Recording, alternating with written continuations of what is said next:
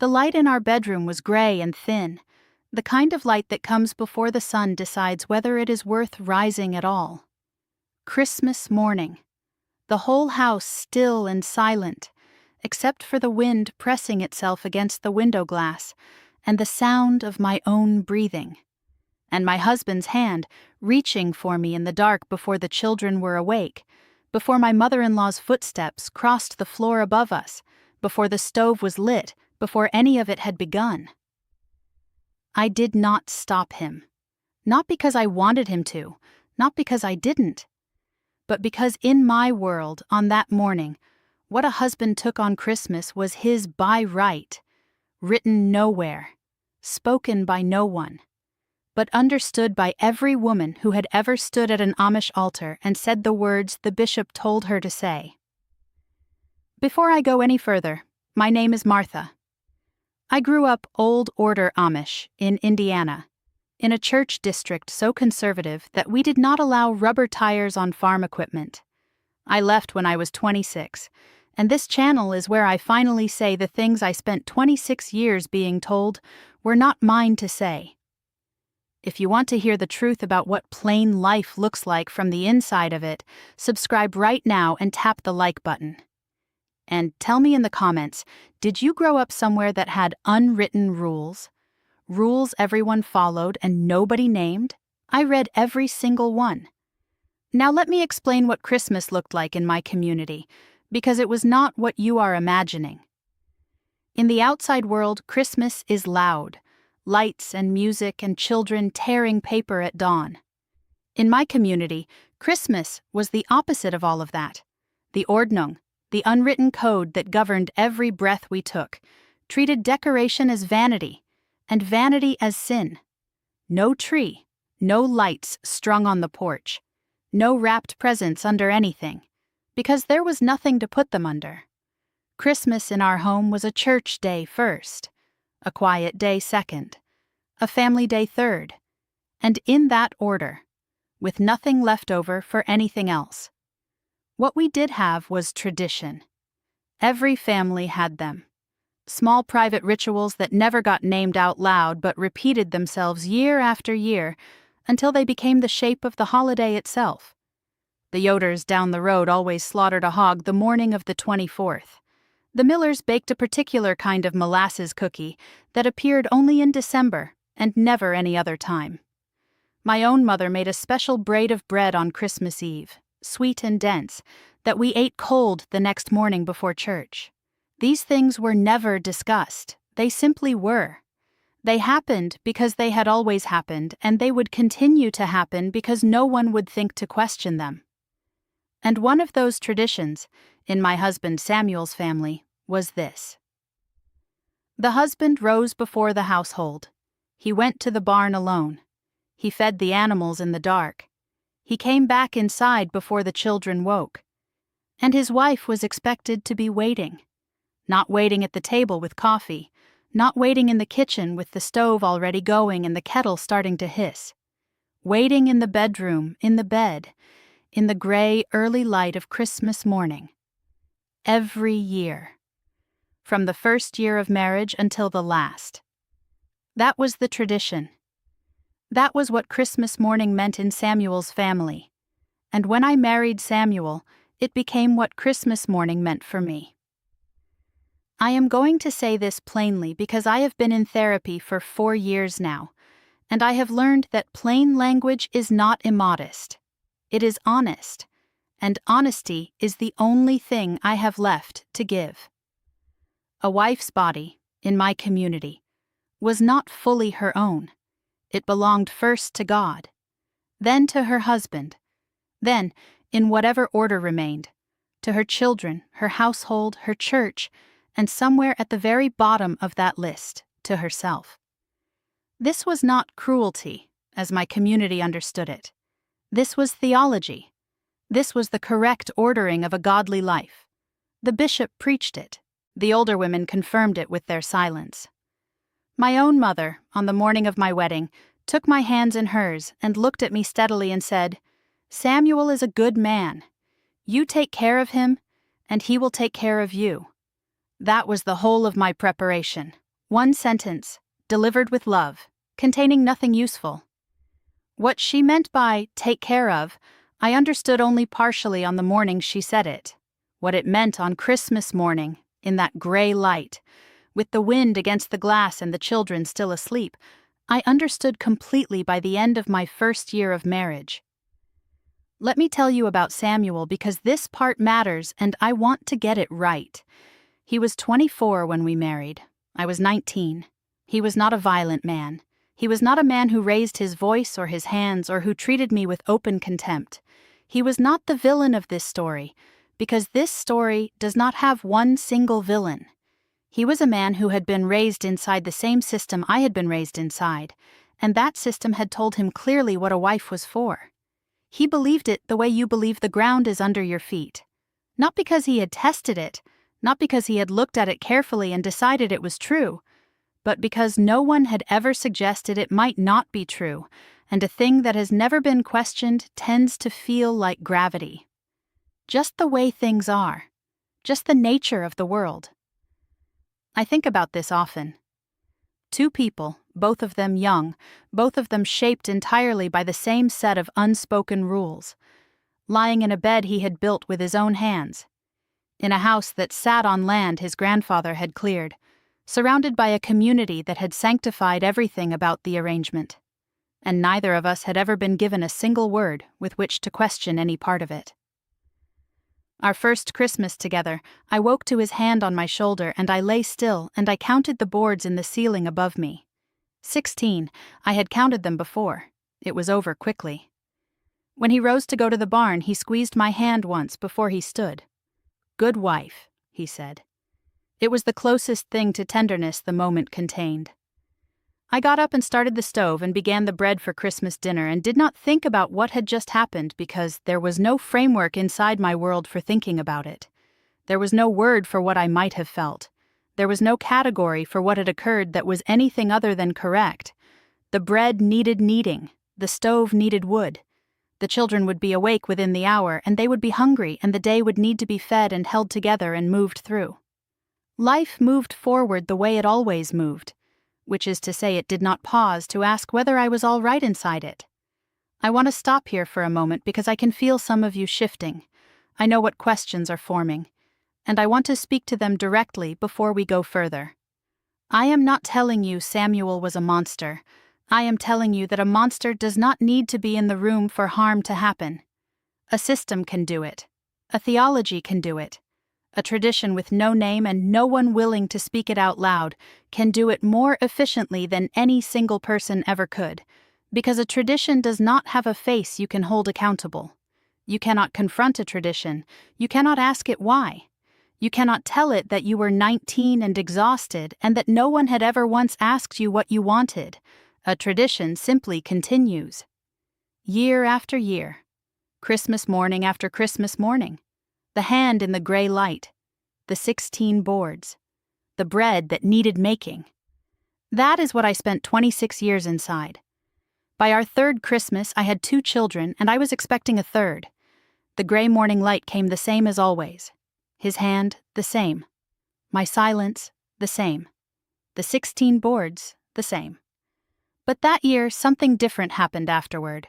My daughter, 4 years old, came padding down the hall and pushed open our bedroom door and stood in the frame, holding a small rag doll my mother-in-law had stitched from flour sacking, and dressed in a tiny replica of an Amish dress, cap and all. "Mama," she said, her eyes wide and still soft from sleep. "Come see the snow." I looked at her face, and I felt something move inside me that I had never felt before. Not love. I had always loved her. Something sharper, something that had edges and a direction. I pulled on my robe and I went to her and I took her hand, and we walked to the window at the end of the hall, and we looked out at the snow together in the quiet, and she pressed her face against the cold glass and fogged it with her breath and laughed at the fog, and I thought, she does not know yet. She does not know that this morning is something she will inherit. That the gray light will come for her too, and she will lie still and count boards and call it marriage and make bread afterward and not have a single word for any of it. That thought did not leave me for a long time. There is a part of this story I cannot tell you here. Not on this platform, not under these rules. The algorithm has limits, and I have learned exactly where they are, so I wrote the rest down instead, slowly, without the softening, without the cuts. Everything the camera is not permitted to show. The book is called The Ordnung They Never Wrote Down. 208 pages of what plain life looks like from the inside of it. The link is in the first comment of this video. That is where the part I could not say out loud lives. Now let me tell you about my neighbor, an older woman named Ruth. Ruth had been married for 31 years when I met her. She had 8 children and hands that showed every one of those years and all the work they had held. She was the kind of woman whose hands were never still, always knitting or snapping beans or wiping a surface that was already clean. I admired her enormously, and I was somewhat afraid of her, which in my community meant I respected her deeply. The winter after my 4th child was born, Ruth and I were canning together in her kitchen, the jars lined up along the counter, steaming gently in the cold air coming through the cracked window, and she said something I have turned over in my mind 10,000 times since. She did not look at me when she said it. She was watching the pot. Her voice was even and quiet. The way voices get when they have decided to say something and have already decided exactly how much they are willing to say. The first years are the hardest to carry, she said. After that, you learn to set it down before you walk into the room with the children. You learn to leave it at the door like muddy boots. I did not ask her what she meant. I knew. And the knowing sat between us in the steam and the silence of that kitchen. 2 women who understood each other entirely and would never say so out loud, because saying so out loud was not something the world we lived in had made available to us.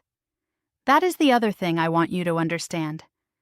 There was a whole language underneath the language in my community, a way women communicated with each other about the things that had no permitted name, the way a jar of olive oil passed over a fence without explanation, the way Ruth watched a pot and chose those particular words about muddy boots, the way my aunt, on my wedding morning, hugged me a half-second longer than necessary, and then pulled back and looked at my face with an expression I did not understand until years later. The way an older woman at a quilting frolic would place her hand briefly over the hand of a younger one, a woman married only a few months, and say nothing and then move on to the next square. Every one of those moments was a message. A small piece of information passed sideways, in code, in a language made entirely of what could not be spoken. They all knew. Every woman who had gone before me knew.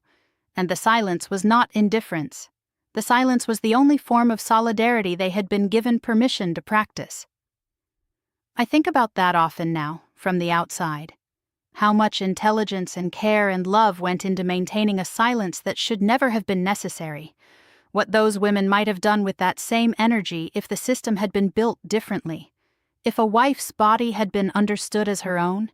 If the word no had existed for us not as rebellion but as a simple human fact that required no explanation and no apology and no consequence.